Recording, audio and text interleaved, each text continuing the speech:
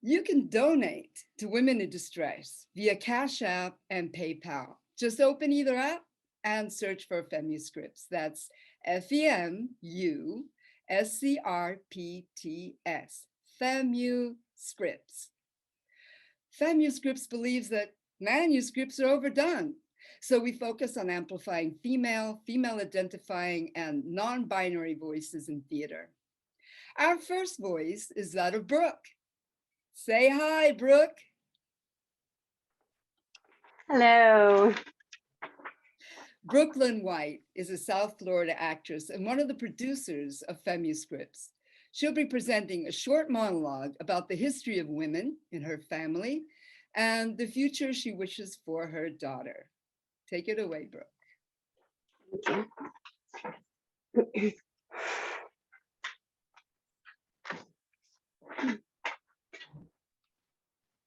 I baked a pound cake today.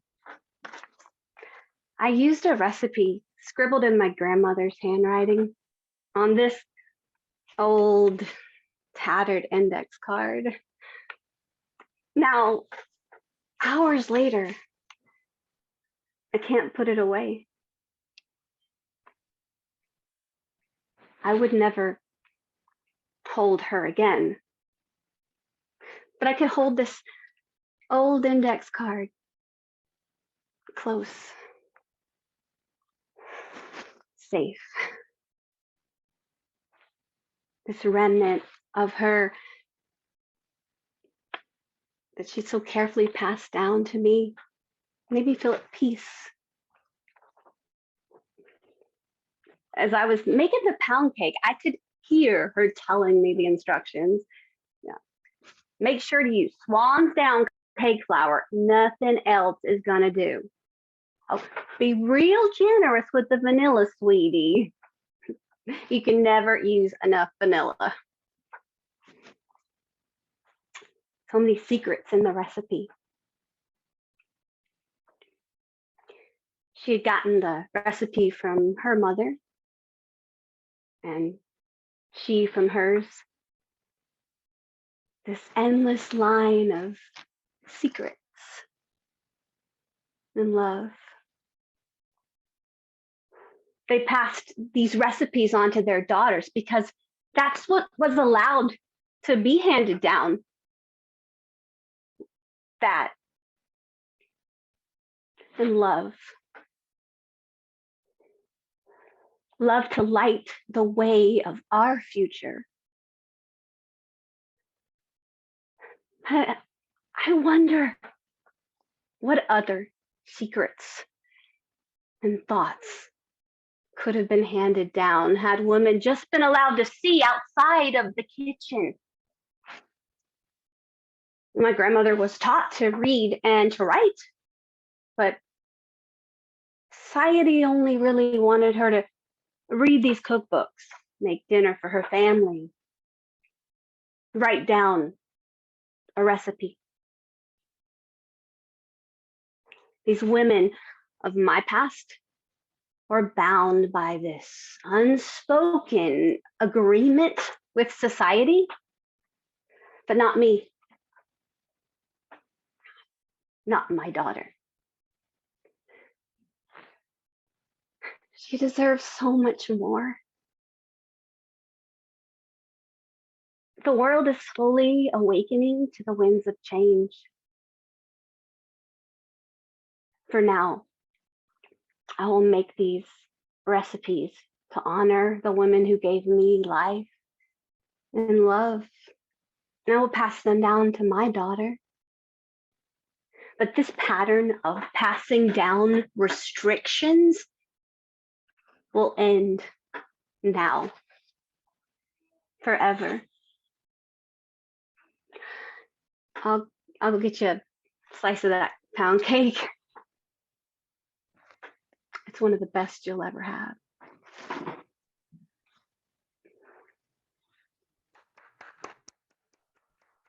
All right. Wow. Thank you so much, Brooke. That was Brooklyn White with her piece Recipes. You can visit her website, brooklynwhite.com, to check out her future projects. And next up, we have some comedy. Very exciting. So this is Lee Cohen, a stand-up comedian and writer based in Orlando, Florida. We're so excited to have them here. And you can follow them on Instagram at Lee Cohen Comedy. Hi everyone. So thank you. I'm very excited to be on the show, and thank you to Brooke because that monologue was beautiful and impactful and inspiring, and I'm not going to do anything like it. So I apologize to everyone on the Zoom call and watching in advance. No, I'm really excited that the show is benefiting women in distress in Broward County. I am from South Florida. That's where I grew up, even though I'm based in Orlando. I'll tell you a little bit about my family back in South Florida. So my dad, he's weird, right? And not like a normal weird, like, oh, my dad didn't let me wear shoes inside. Like, no, he's weird. He used to be a biker. And when I say biker, I mean an actual biker, like built Harleys, right? Like had a leather jacket filled with blood stains and a long braid of hair that went all the way down past his butt cheeks. And I came along and ruined that. So actually, when before I was born, when him and my mom were trying to have a kid, he decided that he needed to make some changes, and he was really upset that he had to, basically give up his entire lifestyle. So he wanted to keep a memento of his glory days, so to speak. And instead of keeping something normal like a jacket or maybe a motorcycle part that he like framed or something, I don't know what men do with motorcycle parts. He decided to keep the hair. And when I say God. keep the hair, I don't actually mean like he kept his long hair. What I mean is he cut off his braid and then he rolled it up and put it in a Ziploc bag and then put it in the back of the closet. Oh. Wow. To keep as proof to all of our visitors that he used to be cool. Yeah. And here's a fun fact. So he cut off that braid in 95. I was born in 97. Gen Z. Hi. Sorry. And now I realize not only is that bag of hair older than me, but it's been in the closet longer. That is a punchline. My mom is a little bit better. Although she's a Jewish mom, I am Jewish. My last name is Cohen. So she is the stereotypical Jewish mom where she's very overprotective of everything I do. Right? I remember I was driving to Alabama to go visit my partner's family. And when you cross over the state line into Alabama, you are confronted with a giant billboard of a burning cross that just says, "Go to church or the devil will find you." Oh. Yeah. Wait, it And says what? it's like she has some sort of like Jewish mom sense, kind of like Spidey sense, because as soon as I crossed that state line and saw that billboard, I got a call from her. So I put her on speaker. And I was like, "Hey, what's up?" And she's like, "I just wanted to call you to tell you you're going to have such a fun time with Allie's family. Don't tell anyone you're a Jew." Oh. I was like, "Oh my god, my mom thinks that I'm going to like walk into the nearest Piggly Wiggly with like a shotgun or like a Torah in my hand, right? With like a blue and white ski mask on and just go, all right, everyone hands up. I am a Jew." I don't know. She's weird. She's weird. But I love her. I love her because she accepts me for who I am. And it was hard for her when I came out because Jewish moms, they raise especially their daughters to grow up and marry nice Jewish boys and expect us to look like them. So threw a curveball at her there. That was a softball joke. She really did think I was going to grow up and marry a man to the point where I was 14 and she sat me down and gave me the talk. But it's not the talk that you should have with your kids about consent and all of that good stuff, right? She sat me down and told me that one day I was going to have a husband that I was going to have to please. And I was 14 at the time, so of course that translated to me as like, oh, I need to learn how to give a blowjob like right now. Damn. And I did. Like most insecure adolescent girls, I went onto my family's shared desktop computer. I typed in how to practice giving a blowjob. Mm. And what comes up when you search that is just a lot of articles with household items that you can use to practice on. Yeah, as it turns out. And the most common one on there is a water bottle. Oh, Yeah, Oh. right? Because like even my gay butt knows that that's too vague, right? oh, Mm. Because like and you can't see the women on the Zoom call, but some of them will agree with me, right? That like Fiji is not the same as Evian, right? no. No, no. Mhm. Like is Aquafina circumcised or uncircumcised? I think they need to know that. Huh. I learned three very important things during that time in my life. I learned I am very gay. I have no gag reflex, and God wastes all his talents on people who won't use them. Oh, I will say this: I did just a few months ago come out as non-binary. You can clap for that. Thank you. No, you don't have to clap for that. I'm not important. Don't worry about it. It's just recognition.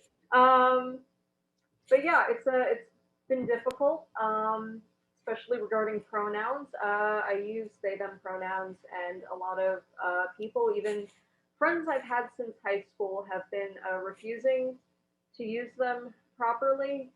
And I've asked them before. I'm like, what is so hard about it? They're like, well, I just, it's a plural pronoun for a singular person, right?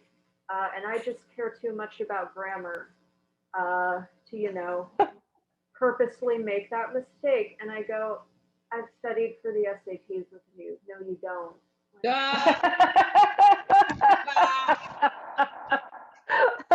Just say you hate me. It's fine. I'm not bitter. I do have a fiance who I love immensely. Yes, thank you. You can also clap for that for real this time. I love her. We're engaged. Emphasis on the gay. That was horrible. Don't clap for that. I do love her. We have been together now for 2.5 years and living together for one. And if there was one thing I wish someone with a little bit more life experience would have told me when we moved in, is that your medicine cabinet in your bathroom would just become a Tetris of all your combined stuff. And you will never get anything you need in the morning ever again. I remember I went to go grab my toothpaste and I ended up knocking over a vial of pills, and I asked her what they were, and she said it was for birth control. They all went down the drain, so they're gone. But a part of me is like, and everyone always, I tell this joke and everyone's like, Lee, why does that matter? Like, you two are obviously taking other precautions, that being I don't have a male appendage. But here's the thing. Can we all agree, since we have our mics on, at least that the past year and a half has been just a garbage fire where everything that could go wrong will? Yes. Yep. Yes. Yeah. Amen. Yeah. Exactly. So I would not be surprised if now one of us was pregnant with the Messiah. Probably me. If that did happen, it wouldn't be the worst thing in the world, right? Because we would raise the kid as God intended, as a lesbian. I'm gonna leave you guys with this. This isn't a joke I tell often because it gets a little too real. But I am a comedian, and comedians travel all over, states and places that might not be the best areas for them, especially in smaller towns. And recently, I went to a show in a very conservative part of the state of Florida. I won't say where, but you know. In Florida, the more north you go, the more south you get. Yeah. Mhm. And Mhm. I did my set, and I was going to leave the show, and then a very intoxicated straight white woman came up to me and then grabbed me by my jacket collar and pulled me near her, and then said, I'm not gay, but I just want to kiss you right now. And I ran. Like I just Oh, yeah. Are you? took flight from that situation. And on the drive home, I was really confused and frazzled and conflicted. Um, because this is a problem in the queer community. You know, we're harassed a lot, and there is this part of me that is like, oh my God, is this all I am? Is just some straight white woman's fantasy. But then on the other hand, I am a straight white woman's fantasy. Oh. All right. That is all I'm going to do for tonight. But thank you so much, Allie, for having me on the show. And please, I can't wait to see the other performers. And please donate. And because right now, world is a garbage fire still, and we need more good humans, and women need more resources. So please, and thank you. Thank you so much, Lee. That was hysterical. So that was Femuscripts' first official comedy show. Well, except for Allie, who is our regular comedy show. All right. Okay. Wah, wah, wah. Our next reading will be Christian Joy Demerit, reading a monologue entitled Taking the Pulse, written by yours truly. Christian is delighted to be contributing her talents to such a worthy cause. Most recently, she could be seen portraying Emmy Award-winning South Florida native Esther Roll in Let the Good Times Roll. She graduated from Florida A&M University's Essential Theater program in 2010. After graduation, Christian began her tenure as a middle school drama teacher. Turn on your camera, please, Christian.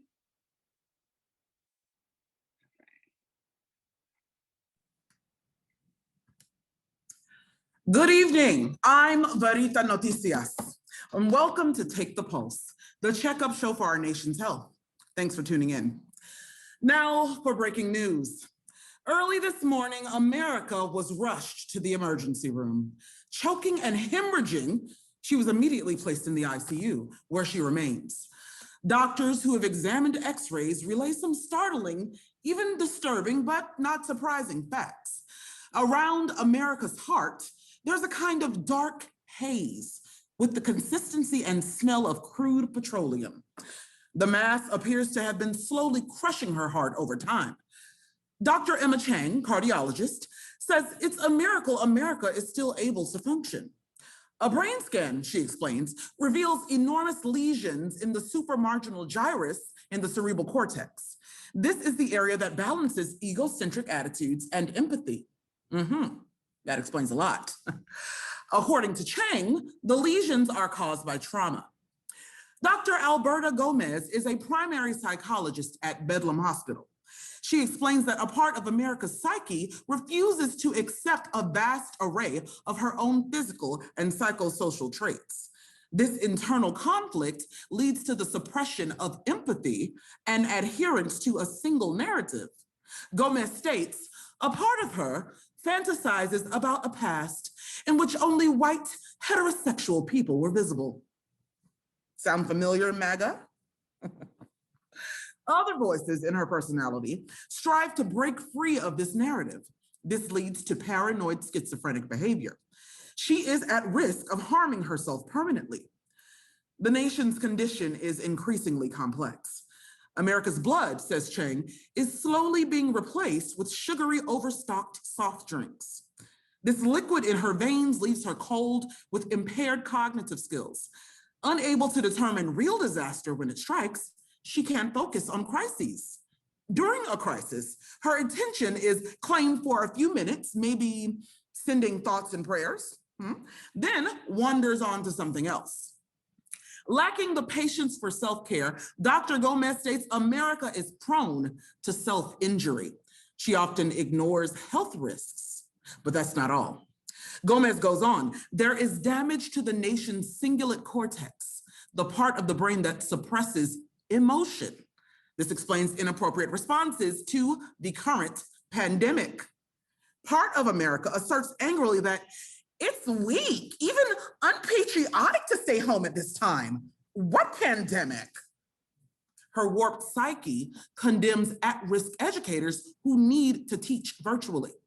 At times, she is depressed and lacks motivation. Her activities are reduced to feeding her media addiction or wild, maskless mingling. I'm looking at you, Miami Beach. But don't despair. The nation still has a heartbeat, says Dr. Chang. Given professional care, there is a chance she may survive, Chang asserts. A daily robust massage to the supramarginal gyrus will help assuage festering feelings of aversion to others. The haze around the squeezed heart can be blasted away if exposed to the cleansing winds of change. Time, agree both Chang and Gomez, is necessary for the patient to heal, but the urgency is real. With the released heart and healing brain, priorities shift. There is hope, Gomez continues. If America survives, she will never be the same. That's for the best, however, in a universe that's constantly changing. I'm Verita Noticias, signing off.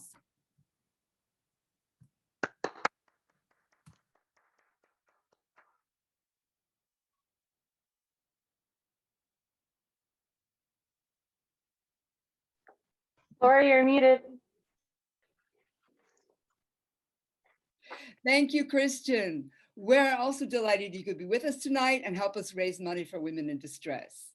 This show is free, but if you think it's worth more than that, we ask that you make a donation to Femuscripts via Cash App or PayPal. Please just scan one of these codes with your camera. One of these two codes with your camera. One moment, let me share my screen.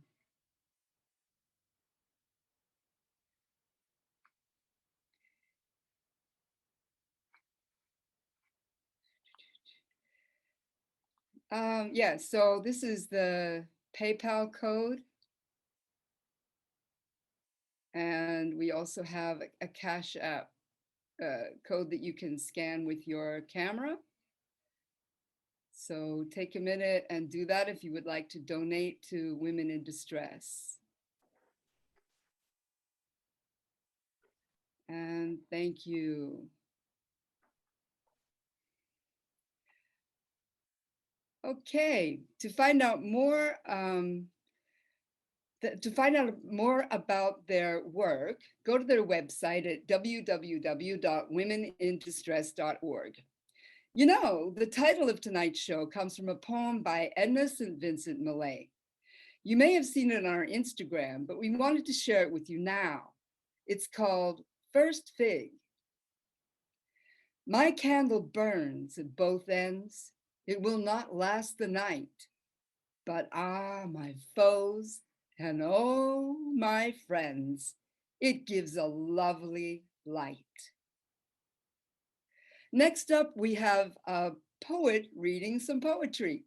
Natalie Cabo is a Miami-based actor. She joined us in February for Love Fest and can be currently seen at the Art Center in Art Heist. Tonight, she'll be reading a selection of her original micro-poems. Some contain strong themes. Natalie? Hi. Hi, everyone. Thank you to Christian and Lee for such amazing sets. I'm going to be reading some original poetry and then ending with one of my favorite poems by one of my favorite poets. And I started writing poetry when I attended this spoken word event. There was a woman and she spoke about her assault, her sexual assault. And ever since then, I felt inspired to also use poetry and art to process events and process emotions. And I really believe that art can heal. So thank you for holding this space, and I hope you all enjoy. So this first piece is called No.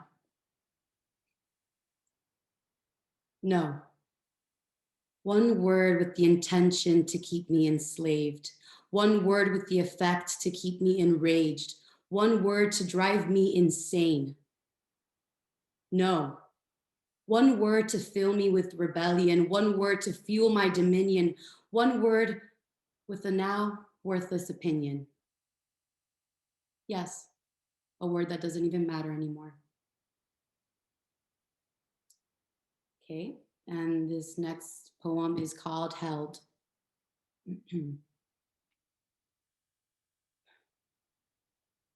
Your hands, they fed me. They put a shelter over my head. They provided for my every need. Your hands, they hurt me. They put a bag over my head. They destroyed my every hope. My memory of you split between the two functions of what those hands can do.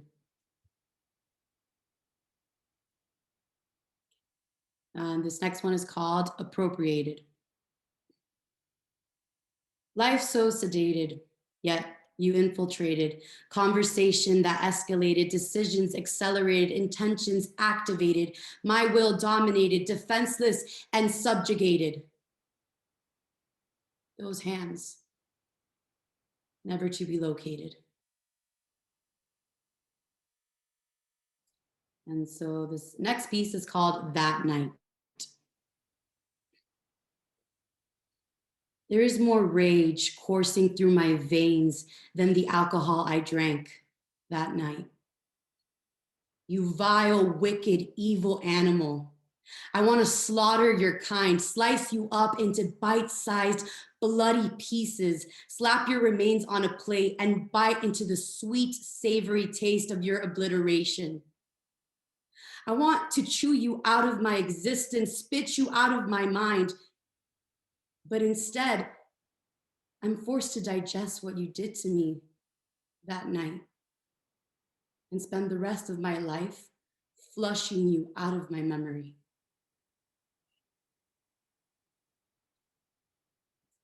And we are ending this with a piece called Ashes Without an Urn. Quite often I thought of dousing you in kerosene and lighting you aflame with the fire you started within me. The burning you ensued, fueled by passions and pain, wants and needs, hatreds and pleasures, consumed, and consumed.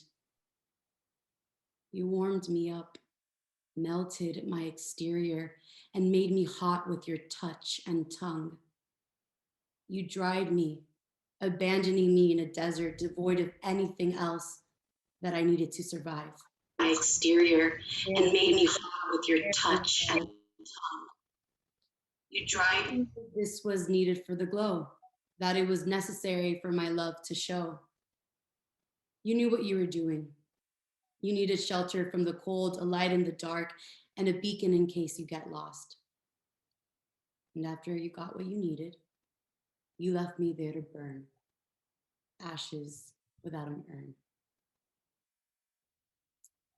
And so I'm finishing off with this poem by Nikita Gill. It's called People Aren't Homes.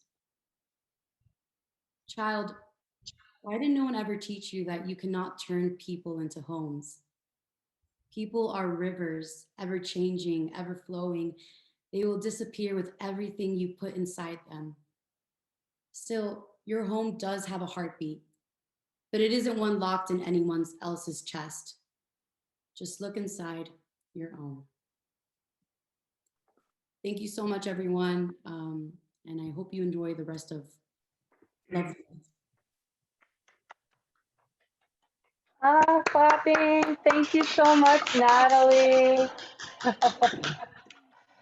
All right, so that was Natalie Cabo. And for more of Natalie, you can follow her on Instagram at KeepItCabo.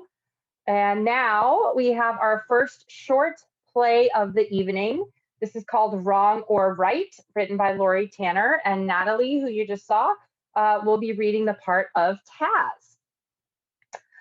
Chastity Hart is a singer, songwriter, and actress who graduated with her BFA, from Miami's own New World School of the Arts / University of Florida. She currently is an active member of M Ensemble Company and has recently released a new single, Chocolate Love, streaming on all the musical platforms. She is thrilled to be a part of this production and thinks Women in Distress is an awesome cause. And Chastity will be reading the part of Dr. Constance. Maggie B. Maxwell will be reading the part of Lucia. Maggie B. Maxwell is an actress, singer, and educator that is a native of South Florida. She has previously worked with Femuscripts during their Love Fest and is currently in the cast of A Love Like This, a joint production by New City Players and Art Prevails project coming this April, so soon. Connect with her on Instagram at Maggie B. Maxwell. And I'm Allie, and I will be reading stage directions.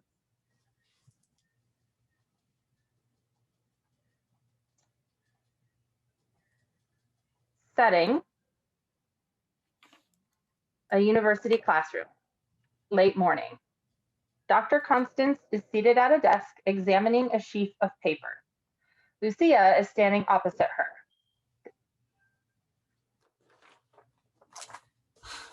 No good trying to deny it. This is clearly your writing. I recognized it immediately.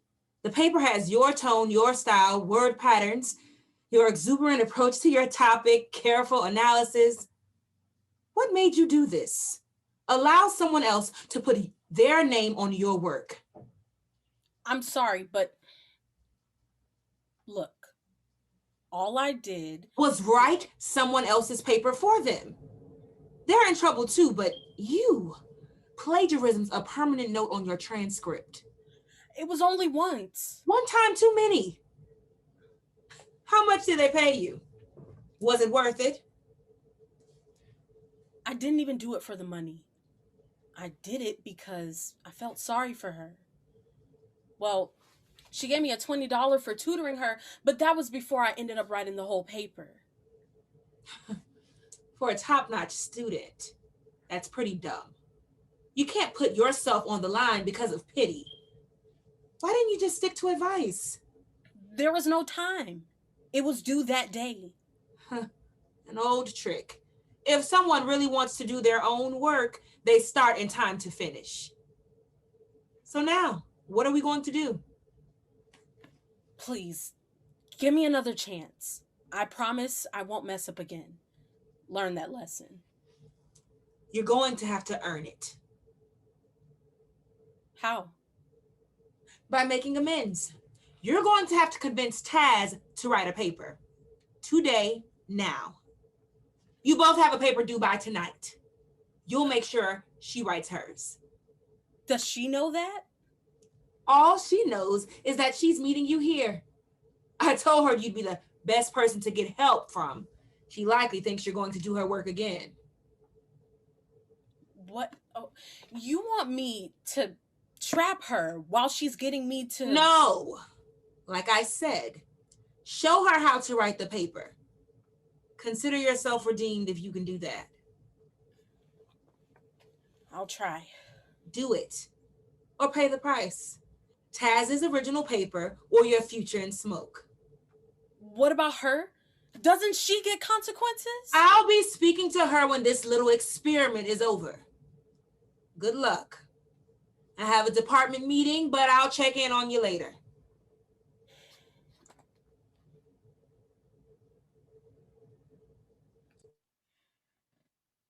Hey, Lucia. Hello, Taz. Look, I need your help. The prof said you'd be here. Depends on what you mean by help. You know that deadline we have tonight on the suffragettes? You mean the suffragettes? Yeah, that. Look, I just can't get into it. Bunch of old-timey people. I guess you could say all of history is a bunch of old-timey people who happen to create the world we live in now. Yeah, maybe, but it's not for me. Well, what do you think about the suffragettes? They were cool, I guess. I need you to elucidate. Explain how they were cool. Oh, okay. Yeah, I mean, I haven't had a lot of time, so, I had biolabs, calculus to study for. Calculus and science have their place, but they can't be more time consuming than history. Okay, yeah. But, for my major, it's important, so I gotta take this class, so that's why I'm here. Well, you haven't read about the suffragettes. You know who they were, though. Yeah, sure. They were some ladies who like helped get the vote for women. Do you know the time period they graced? When were they active? I want to say the 60s. Not exactly. Women actually had been voting for almost half a century by then. Okay. So, how about we do this? You go read your book, take some notes, figure out what you want to write about. Then we'll talk. I can help you with writing, but I can't take the class for you. Nah, you don't need to do that. How about I pay you $20 an hour? Sure, I'll take that for coaching you on how to write your paper. So I don't actually know how to write a paper. Coach me. Hello? You have to have some sort of idea of what you're. You know what? I'm being redundant. Notes, outline. Yeah, look, they told us that in writing for freshmen. I didn't get it, okay? I don't get the prof either. Read the book and take some notes. I don't have time to read it. You realize that during this colloquy, you could have been researching and taking notes. I don't like to read much. You're going to have to read for your major, business, right? Nope, I just watch videos or like listen to audio lectures. And you don't have to read? Not much. Okay, well, I've got to get to reading myself now. So please just get back to me when you watch some videos and you know what you want to say. Or I could pay you more. Let's say I pay you for a finished product. Oh, you want me to just write the paper again? Exactly. You got to monetize your expertise. And look, you wouldn't really have to write it necessarily. Just organize the words into something Legible. Yeah, something that the prof would accept. And it doesn't have to be great. No, it's just so I pass the class. You know what? You want me to take my expertise, then research, plan, and write your paper for you. And it doesn't have to be great. And you'll pay me for it. Shh, bad advertising. But yeah, it's a business proposal. Oh, a business proposal, like an offer I can't refuse. And if I say no, I'll wake up in the morning with a severed horse's ass on my pillow next to me. Okay, no, wait. It's not like that. Oh, you mean it won't be a horse's ass? No, I'm legit. I'm for real. I'm not a street punk. God, when they signed you up as a freshman, you never got the plagiarism talk? You know, where you can get kicked out of the university if you get caught? Oh, yeah. Look, I missed a lot of orientation. I had to dip out in the middle to go work. Not long, though, maybe an hour tops. Look, Lucia, what's the issue? You already wrote my first essay. Plagiarism is a serious offense here in the halls of learning. Look, it was just an offer. So if you don't want to, don't do it. But you're missing out on free money. You know what? It's not even that it's frowned upon. People are always breaking the rules. It's that you said it didn't even have to be good.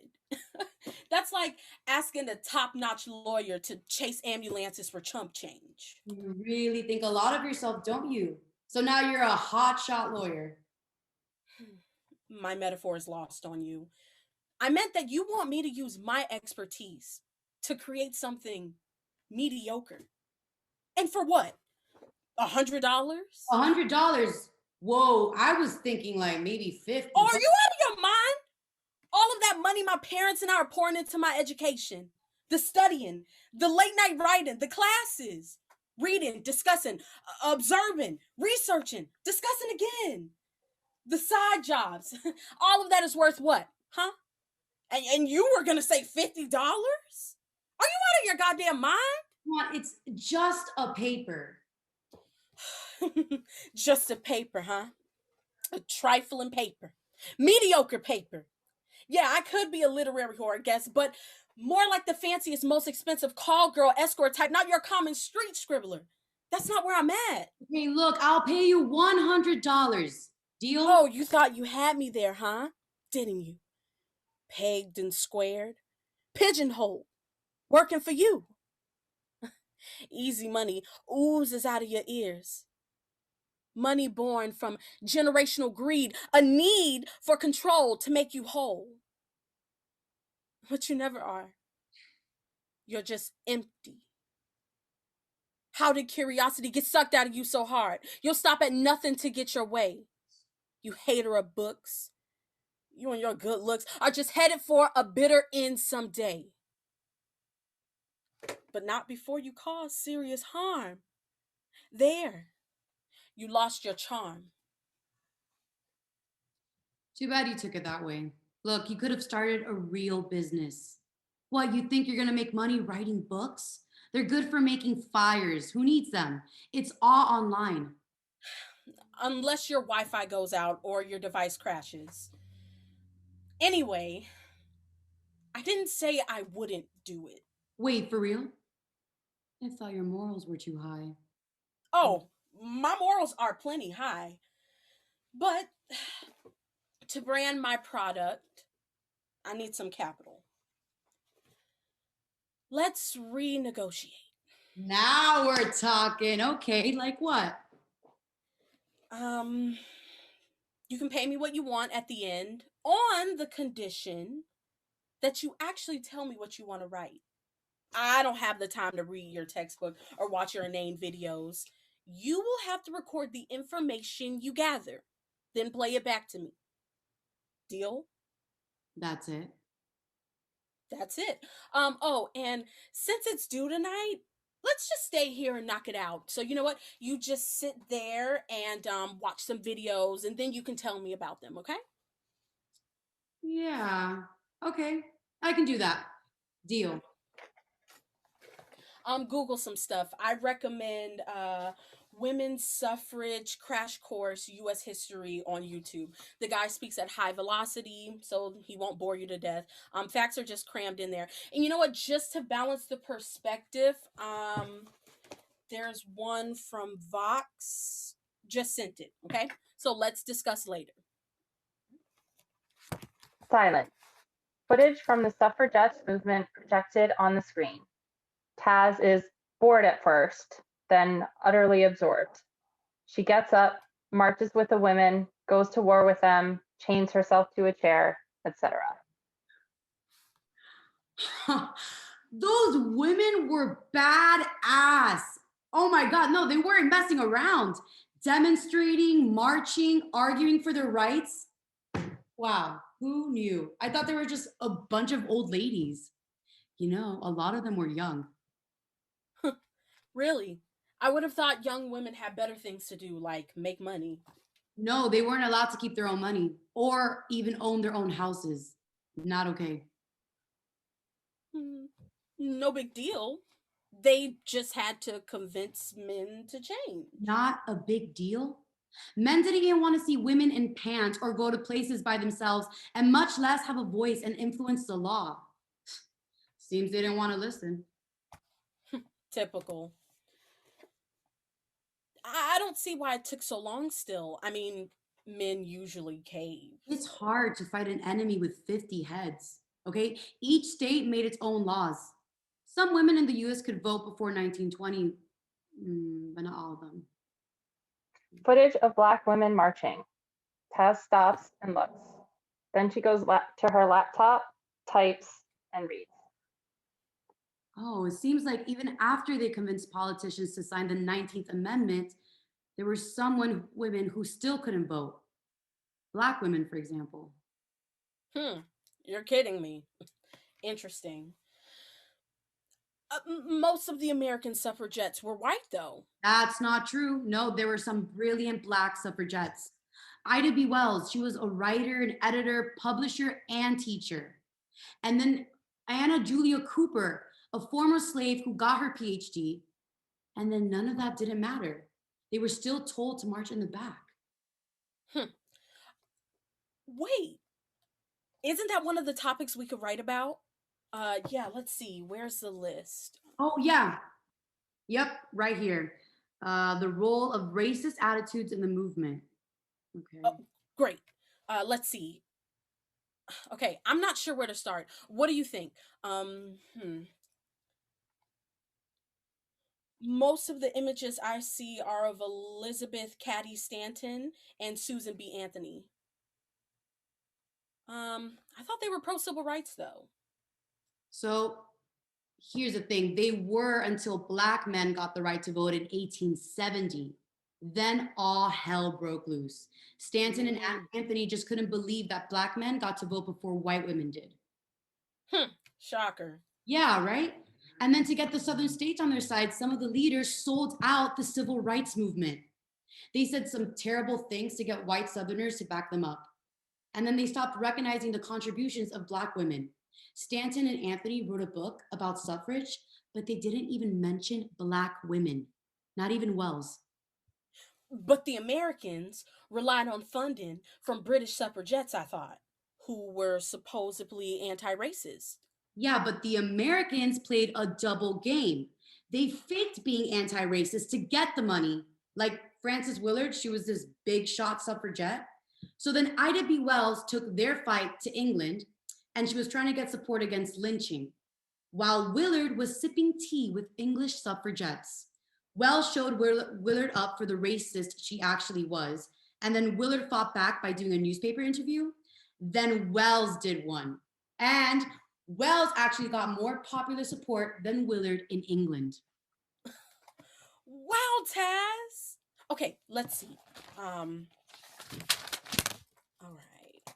So you're saying that can you repeat that phrase? Just give me that. Okay.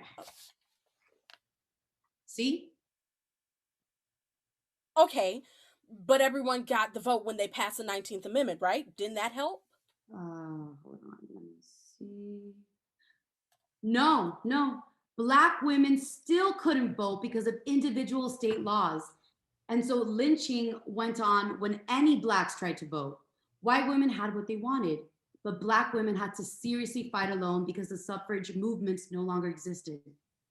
Yikes. Hey, you know what? That outline is turning into a huge web. So, any final thoughts? Yes, Black women couldn't actually vote in all states until the 1960s. So I was right in a way, the 1960s. Oh boy. Okay. So you're right. On some aspects of the suffragist movement, you know a lot. So I've taken some notes and there's still some stuff missing. Names, dates. I never knew history could be so interesting. I always thought it was like politicians blah blahing, but so much more than that. Hey Lucia, if I finish this outline thingy and try writing something, could you look at it when I'm done?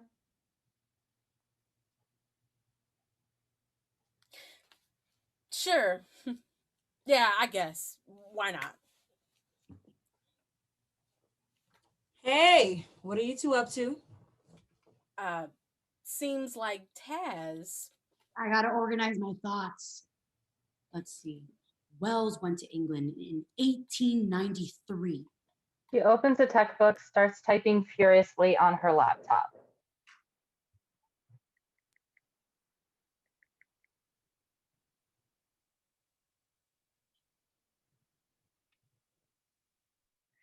Thanks, ladies. Incredible job. Wow.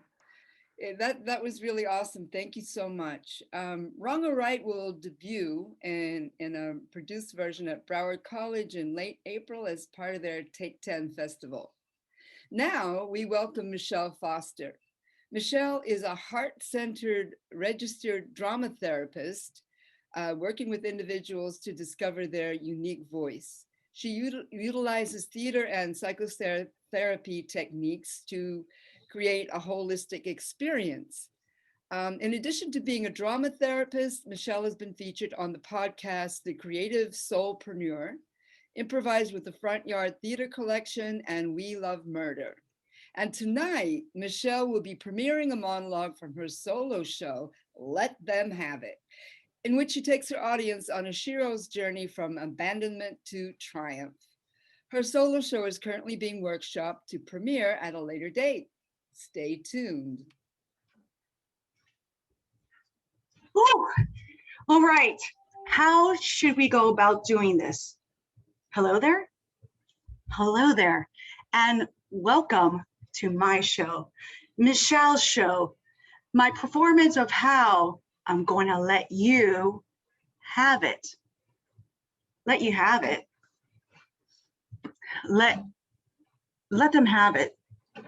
You see, that term came about when I was an undergraduate. You know, Professor Castroverde, she would always ask me, like, Michelle, when are you going to let us have it? Let you have it. You know, that would really piss me off.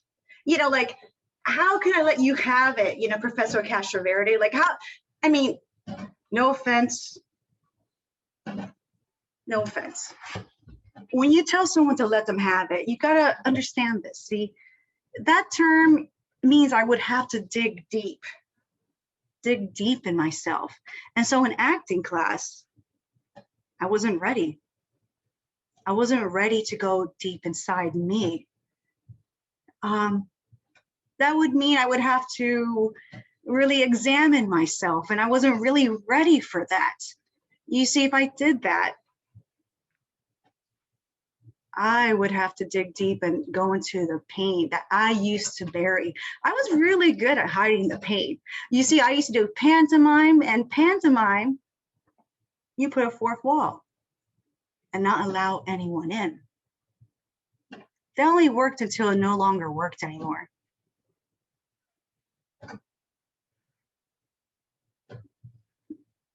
And then that's when I realized it was time to go deep. Can I trust you guys? I mean, if we're gonna go there, can I really trust you?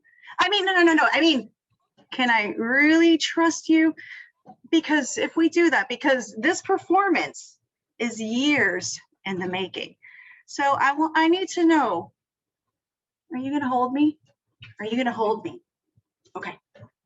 Wait, how are we gonna go about doing this? Okay. I got all these journals. No. Now that's not gonna work. Now. So this is what we're gonna do. All right. And Professor Castroverde, if you're listening to this, hopefully you are. I'm finally gonna let you guys. I'm gonna let you guys have it. Okay. So, okay. All right, we're gonna put this all to the side. And you know what? I'm tired of, concealing myself. I'm tired of masking all of this. I'm tired of holding this in and pretending to be happy. Because that's hard, guys. Always pretending. And I do want to give these characters life. You know, if I'm gonna perform, I gotta give these characters life. I gotta go dig deep. And that means, I guess I'm ready. All right. So, you know what? Because this is my show, I need for you guys to dance in your seats. Yeah, we're gonna dance.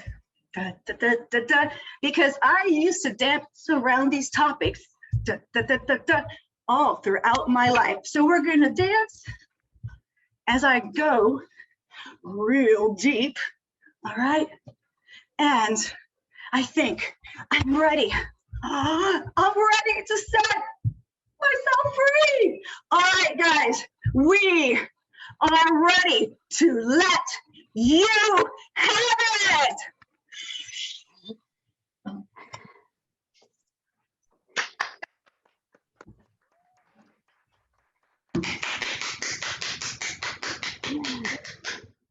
Thank you, Michelle. I'm ready. And we can't wait to see the whole show. So our next piece is called One Stop Light. It is a short play that came out of a workshop with our dear friend Michael Boswell at Millennial Workshop Theater. So please check out the Millennial Workshop Theater's YouTube page or Facebook page or Michael Boswell's pages, or feel free to message us, Femuscripts, for more information on how to attend these amazing workshops. So this piece came out of some character development that we did in that workshop, and Alicia K. Garcia and Lori Tanner wrote the piece. Alicia K. Garcia is an improviser, writer, teacher, and founding member of Femuscripts. She is co-owner and performer with Society Circus Players and also performs with Front Yard Theater Collective. Ali will be reading the part of Mavis. Lori Tanner is an actor, playwright, and founding member of Femuscripts. When the pandemic began, she was performing with Miami Motel Stories. She's also a member of the South Florida Shakespeare Troupe, appearing as Mariah in their outdoor production of Twelfth Night in January. She is reading the part of Charlize. And I, Brooklyn White, will be reading Stage Directions. And once again, this is One Stop Light, a short play by Alicia K. Garcia and Lori Tanner. Characters are Charlize and Mavis. The setting is a funeral home near a tiny town, seemingly stuck in the 80s. Center stage, we see an urn, a blown up photo of an older man, and some flower arrangements. The room is plain and there's a couch and a few chairs set up. A few people speak in groups around the room. Mavis notices Charlize enter, but takes her time walking around the room. Charlize, I didn't expect you to come today. Thank you so much. Mavis, of course I came back. My father died. Couldn't miss it. So did mine 5 years ago. But you didn't come back then. I was working on a story, Mavis. I was at the Capitol covering the protests. Well, thank you for making some time today. You must have been working on quite the story since it's been 17 and a half years. Not that I've been counting, of course. No, certainly not. I didn't realize it had been that long. How are you? I'm getting by, same as ever, day in, day out, cog in the wheel, lamb to the slaughter. Crystal Falls hasn't changed much, it seems. Oh, I'm sure life's a constant revolving door in the big city. It must be so boring for you here in tiny Crystal Falls. I bet you can't wait to leave again. Battle Creek isn't that big of a city, Mavis. Well, it's big to me. They have a highway and a train station and 2 funeral parlors. Chain of funeral parlors, actually. A spa now too, I hear. Next thing you know, they'll have a Whole Foods. Now under construction.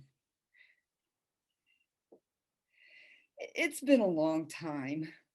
It's good to be back, though. Is it? Yes, it really is. It's especially great to see you. Really? How could you doubt it? You must have so many other things to think about now. Important job, big city life, the imminent arrival of organic produce and $15 granola. Sure, but there's nothing like coming home, though, to the simplicity of Crystal Falls, to quiet Saturday nights. The simplicity, the quiet. You mean the boring.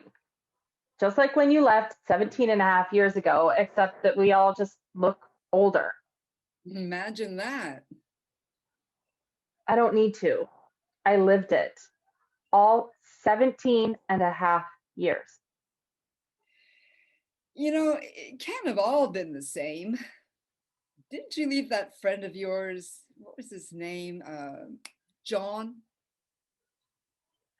It's Bob, Charlize. Bob. And yes, I left and then went back and then left and went back. Talk about a revolving door. We have a stoplight now, so that's been exciting. Yeah? Bet you there's fewer accidents now. Remember, right after the first time you left Bob, I heard he got really upset, didn't look, didn't stop at the intersection, and plowed the mail truck right into a mailbox. Yep, that's when we started making some noise. Weren't you responsible for that stoplight? I heard you wrote the letters. You were always so civic-minded. I'm not solely responsible, but I will take some credit. I wrote a lot of letters. I'm surprised you heard our tiny news all the way out there in the big city of Battle Creek. I'm shocked that you cared about what was going on here. I have my sources. And I always did care about this place. And about you. Sure. You cared so much you never came back. Look, I know it didn't seem like it because I wasn't here, but I did care. I do care.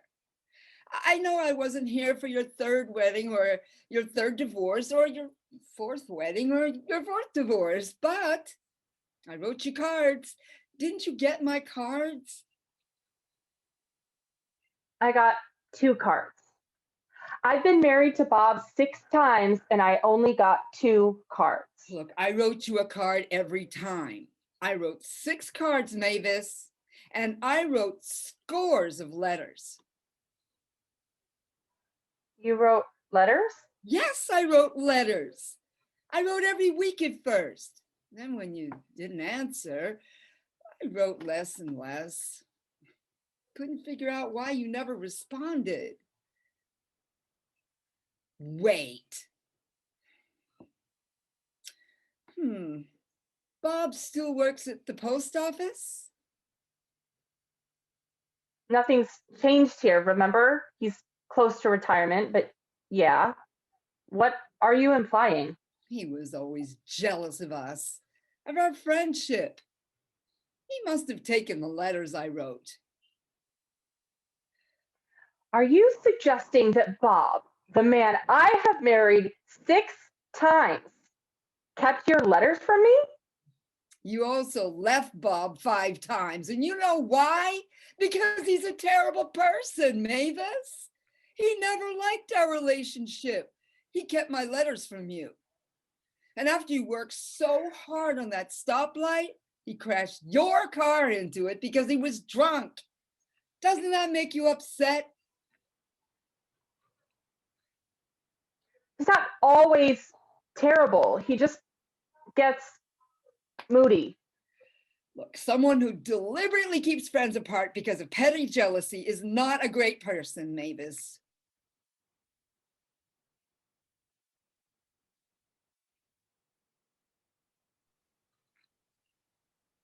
Yes, he can drink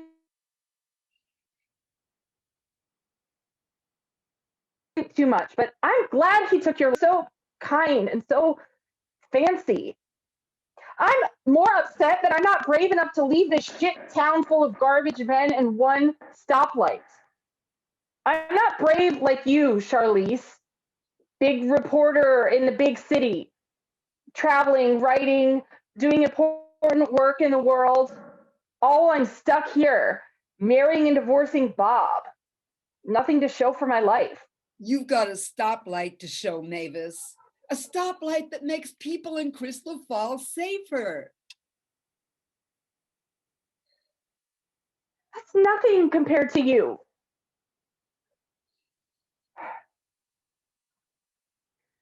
Did you know that I subscribe to the Battle Creek Gazette? I've read every story you wrote.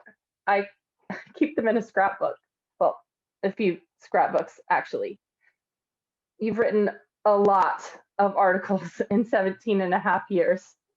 I have, Mavis. But you've done a lot too. One stoplight isn't much. Maybe not to you, but I think it's a big deal. And marrying a guy like Bob 6 times takes strength and commitment. I bet that scrapbook is something to see. Scrap books, Charlize. Oh, whatever, Mavis. Give yourself some credit.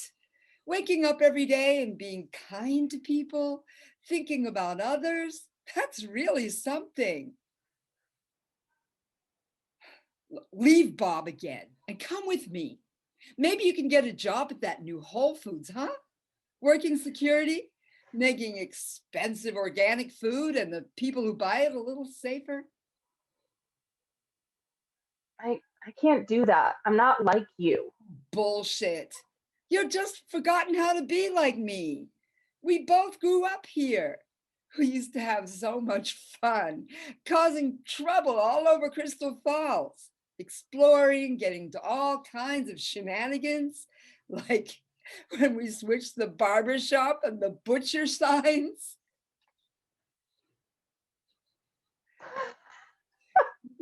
Yeah. Bob went into the butcher shop and asked for short back and sides. And the butcher said, "You mean trim the fat?" We laughed so hard. Those were the days. You just let the simplicity and quiet get to you, get inside you. She reaches into her purse, grabs her keys, and tugs Mavis's arm toward the door. Let's go. Let's get in my car, peel out of this parking lot, go through the stoplight, and never look back. Leave this place behind. Leave John behind. It's Bob. Whatever. I'm sure he's used to it by now. Yeah, he practically slept through it the last time. You see?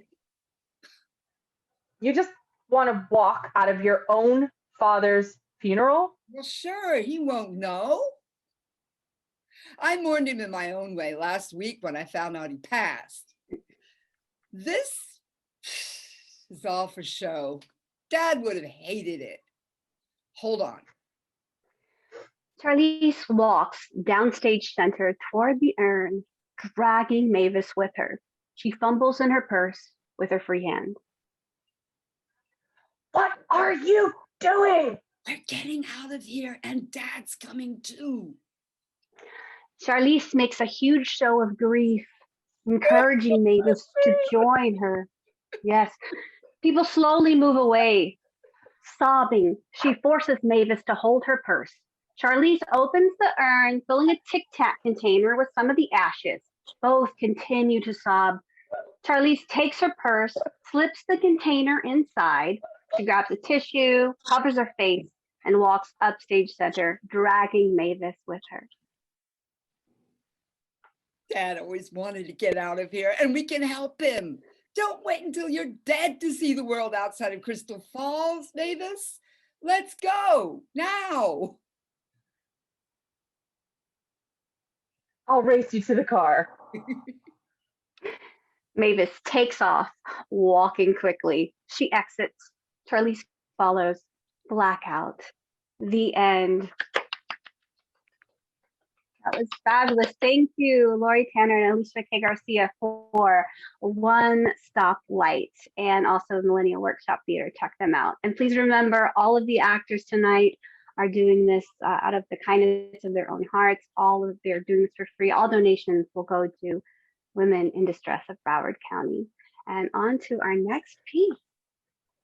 That's right. So finally tonight we have Daryl Patrice, who also wrote a piece for our first Femuscripts production, Long Story Shorts. Daryl Patrice is an actress, teaching artist, improviser, and playwright. Aside from her original monologue, Euphemia, she is the author of 2 short plays, Regret to Inform You and The Closet, the latter of which is included in A Love Like This, a night of short plays and monologues to be presented by New City Players and Art Prevails Project from April 15th to 25th. So, I had my job interview today. Oh, I was ready. You know I was. I walked into that room with so much power, the door hinges tightened up. The carpet stretched out its praises from under my feet. Right, so I walk in and I hand the casting director my resume. And then as he's reading it, the guy butchers my name. Right. No, this time he top chef chopped that thing. And then after I corrected him, he tried to give me a nickname, talking about some, could I call you? No, you cannot call me that. That is not what is on my resume. That is not what my mama named me. The hell? Man, folks be getting on my nerves trying to squash our names. Taking our beautiful, robust, glorious names and compacting them for palatability. Take Tika Sumter, for example. Did you know that her first name is Euphemia? Oh, girl, I found that out on Wikipedia today. Her full name is Euphemia Latika Sumter. Isn't that pretty? Like, you mean to tell me this woman has been sitting on Euphemia her whole last life? Like the power, the regality, the poise. Like Euphemia sounds like Euphoria, which is not only my favorite TV show, but it also means like immense joy or something, right? There's a woman in my church named Euphemia, and girl, she can blow. Euphemia is what the angels sing. Euphemia. You better say that shit with your chest. Euphemia Latika. And you know that's what it comes down to. They don't want Black girls in Hollywood speaking with their chests. Folks got weak tongues when it counts these days, weak diaphragms. They don't know how to stomach us, so they try to take away our names. You know what it is? The age-old practice of turning Kuntas into Tobis. Well, baby, I want a chest name. Something that purrs and growls. Something that sticks to your tongue and makes your mouth water from the flavor. I want people to feel me in their chests, in their hearts. Like Euphoria. Like Euphemia. Yeah.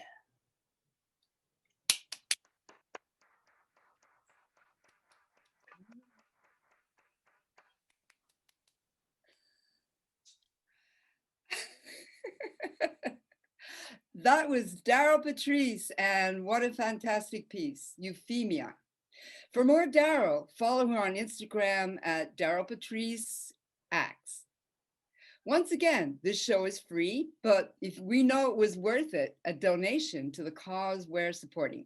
Women in Distress operates a 24-hour crisis line and emergency shelter program with over 130 beds and provides counseling for children and survivors of domestic violence. Any and all donations you make will be sent directly to women in distress. You can donate via PayPal or Cash App by scanning the codes we'll show on the screen in just a minute, or by searching Femuscripts in either app.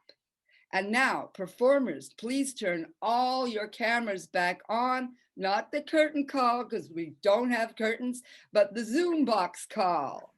And let's hear your oceanic applause. Thank you for attending, and good night. Thanks, everybody. Thank you so much. Thank you. Thank you. Thank you all. Everyone. Thank you so much. So much talent in one Zoom. Facts.